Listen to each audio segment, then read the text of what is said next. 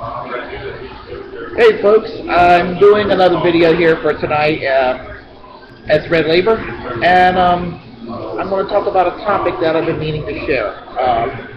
As a democratic socialist, why I am an anti-communist. Just as I oppose capitalism, I also oppose communism. To me, capitalism and communism exploit humankind, and both movements have been responsible for the murder of millions upon millions of people. With communism, it was very overt.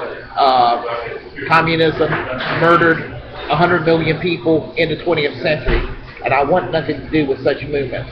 But capitalism is a little bit more subtle. It has been more their contribution to genocide has been you get a mixed picture with capitalism. But the point I'm trying to make is that capitalism and communism exploits workers, and communist society, they use a lot of fanciful language and how they represent workers, but how are they different from a Walmart CEO? And it's not so much capitalism, it's more like crony capitalism. Crony capitalism today in the United States, especially in an unholy marriage with the Chinese government, communist government. And this is why everything is made in China all over the country, made with sweatshop labor, just made with prison labor, and and of course we have members from both political parties over the years extending most favored nation status to China, and then they go and criticize those of us on the left that says end the embargo on Cuba and leave Venezuela alone. Not that I support the Venezuelan government of Hugo Chavez, and I certainly don't support the communist government of Fidel Castro in Cuba. But the embargo against Cuba doesn't make sense, and coddling China doesn't make any sense either. But let me get back to communism for a moment, folks. And this is an education piece, because I can't stress this enough. Democratic socialism is as different from communism as it is from capitalism. It really is. And to really define the difference between socialism and communism, one must look into the Bolshevik Revolution in what became known as the Soviet Union. When undemocratic rule by Vladimir Lenin against the people transpired, this is where political parties affiliated with the Socialist International, a lot of their hardcore left-wing sections of these parties founded their own communist party. It certainly happened in America with the Socialist Party of America. The Bolshevik wing split off to form what would become known as the Communist Party USA today, and all these tiny little weird sects that you see all around the country occasionally spring up out of that, and are probably even more. No, not probably. They're even more warped. But to make a long story short, or a long commentary short, communism has been responsible for the extermination of 100 million people.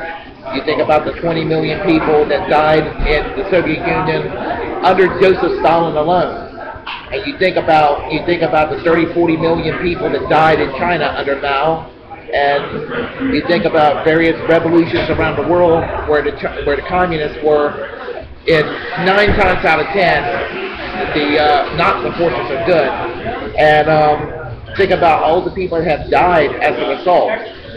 And the oppression, the clampdown on civil liberties, labor camps, that sort of thing that was set up under such systems. And because of that, anybody who is on the left work their fiber would say bullshit to that. So I make no apologies when some people on the left say, "You're anti-communist. Well, you're supposed to be anti-capitalist." Well, I am anti-capitalist, but I'm also anti-communist. Soviet Union did it wrong. The United States did it wrong. Places like Sweden did it correctly. And I hope that any remaining communist state that exists in the world, that there is a democratic socialist revolution. Right now, with all the austerity measures going on, being imposed against workers around the world, in a lot of the democracies that have established a level of socialism, and now it's being under attack, like what's going on in Greece, and what's going on in Great Britain, all these places with these austerity measures. Workers, students, unions, social progressive forces, they are correct to stand up against. They're correct to stand up against the forces of finance that try to basically keep their power base alive and keep the poor and the middle class down.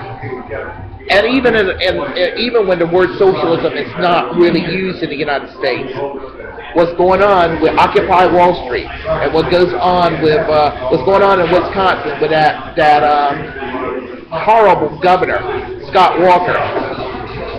It is incumbent upon people, working class people, to stand up. Just as the government in Beijing is total shit, so are the lawmakers in the state of Wisconsin trying to turn Wisconsin into a right-to-work state. And it is incumbent upon working class anywhere where they're oppressed, whether it's in a communist state or whether it's done in a capitalist country by right-wing forces. It is your duty to stand up against oppression. So I make no apologies. As a democratic socialist, I oppose fascism, communism, monarchies, theocracies, and crony capitalism. And I hope that in America we can develop a viable labor movement to do the same here. Take care. Comment, please.